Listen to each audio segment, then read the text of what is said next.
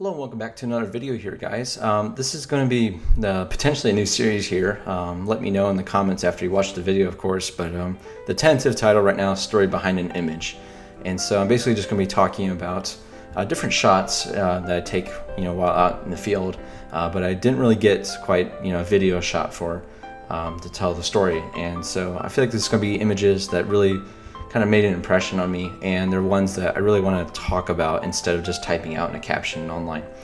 So here at this is a couple days ago, at least, at Hills Dales Metropark here around Kettering, Ohio, Dayton, Ohio area.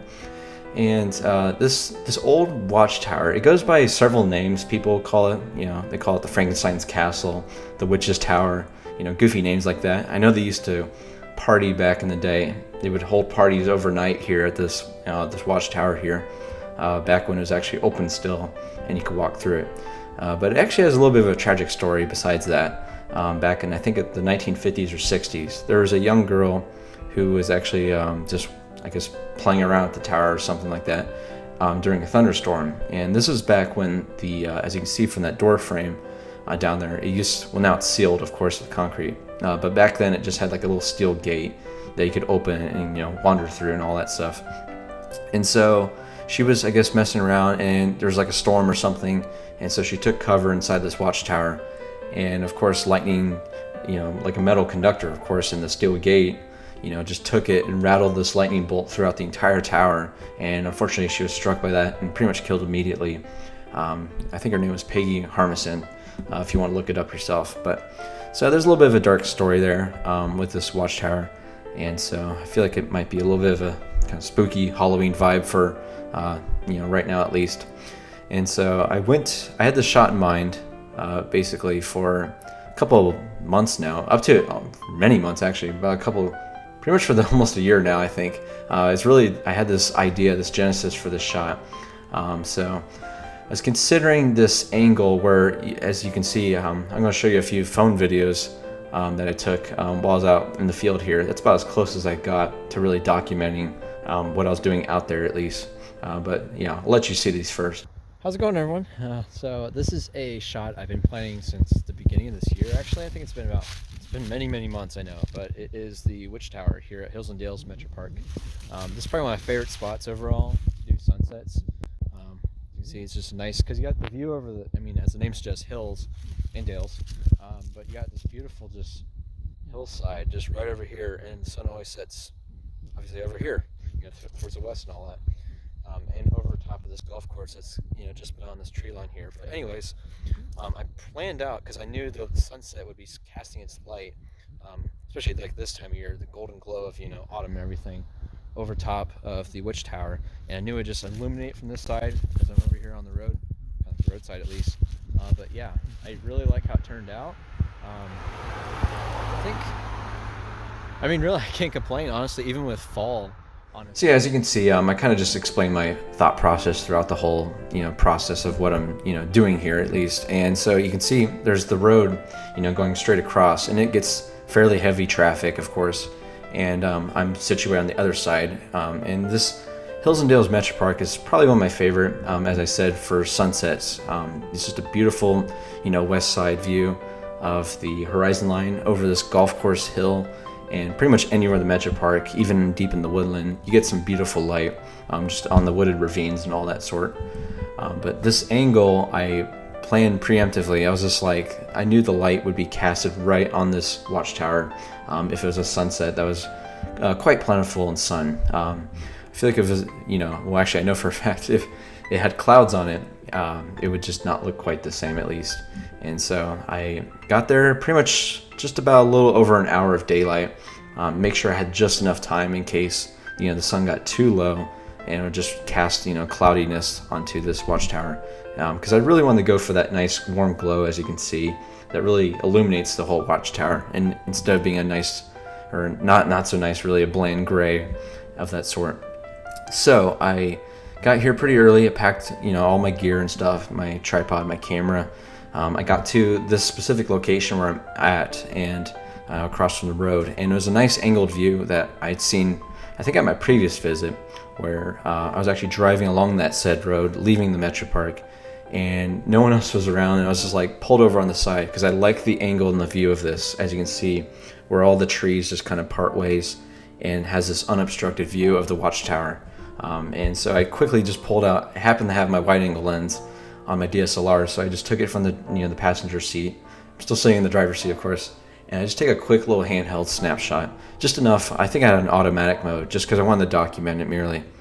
And the lighting was definitely not as good as you can see here, but I kind of kept that in the back of my mind at least, to take a shot in better light.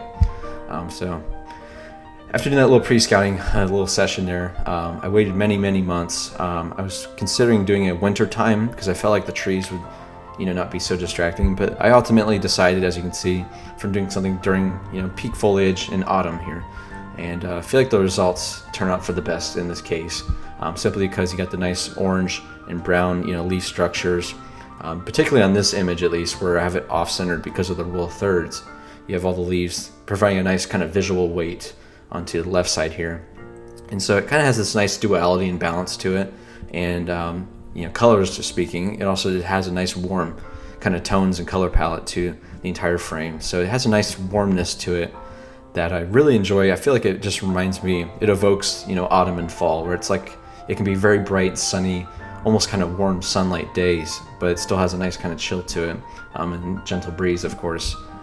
But for any of you artists out there, and the color wheel, you got primary, secondary, complementary colors and all that sort. There's the blue sky right above, and fortunately there's that negative space and that kind of blank space right above the watchtower, which is I really like. And there's just enough cloud, just enough haze to really simulate that it looks like a nice cloudy but still bright and sunny day at the same time. And so that nice blue I really like, because it provides a nice contrast from all the warmth, especially here in the foreground and midground, like I said, from the leaves and the watchtower respectively. But I really like just that kind of nice contrast. It makes all the colors, I think, pop more, and especially since there's all that blue and blue sky situated right above that watchtower, it provides more distance, I think, in between that and the rest of the frame. So overall, I was really impressed doing these shots. They really could have not turned out better. I pretty much achieved what I was set out to do, and I just couldn't be happier with how they turned out. So in terms of gear, I used, I think it was 24mm wide angle was the focal length, the perspective I was going for. It was the just right amount, as you can see. This still will include some of that foreground detail in there as well, and just the overall look and to make a pin sharp image, of course. Used a pretty narrow aperture. I think I kept it around f/16 range, so that provides a nice deep depth field here. And I wanted everything in the frame in focus, even though I used a focus point centrally onto the watchtower, of course. And then for ISO, I kept it around ISO 500 or so, so that way it wouldn't introduce too much noise. Not that was a problem, because there's a lot of plentiful light, in this case at least.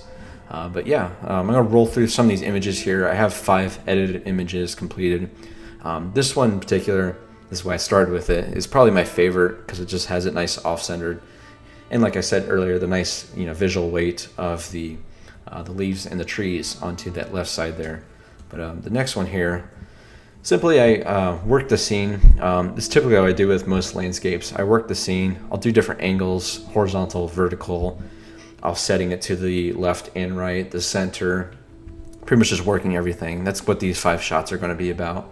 And so this one, simple, just change up of the composition here, and I put it on the left side. Settings were pretty much the same, just because the lighting was still very nice, a few minutes apart from taking the first image I showed you. And so this one, it looks pretty good. I don't like it as much as the first one, simply because the leaves aren't quite as vibrant and impactful onto what is now the right side here. But it's still a very nice image, I think, overall. But I feel like I just prefer it, the watchtower centered, or rather on the right side, just a little bit more in this case. But it's still a nice image, at least overall. And so this vertical one, I kind of like it. I kind of don't. I feel like the problem is I maybe could crop it in a little bit more. I feel like there's just almost too much sky in this case, and too much blank space up there, and it kind of just leaves a little bit to be desired. Typically, you want to crop in a little bit tighter. Obviously, it's it's more of an exception than a rule.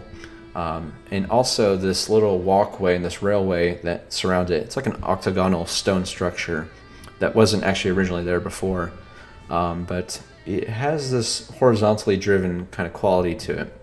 And I find it kind of jarring in this vertical composition that I framed the tower in, because maybe I didn't leave enough room to breathe, and the edges of where that little, the octagonal kind of walkway structure is at the base of the tower, I just feel like it doesn't, I feel like it just kind of, it makes it more cramped up there, but there's also a lot of, blank space up the top there.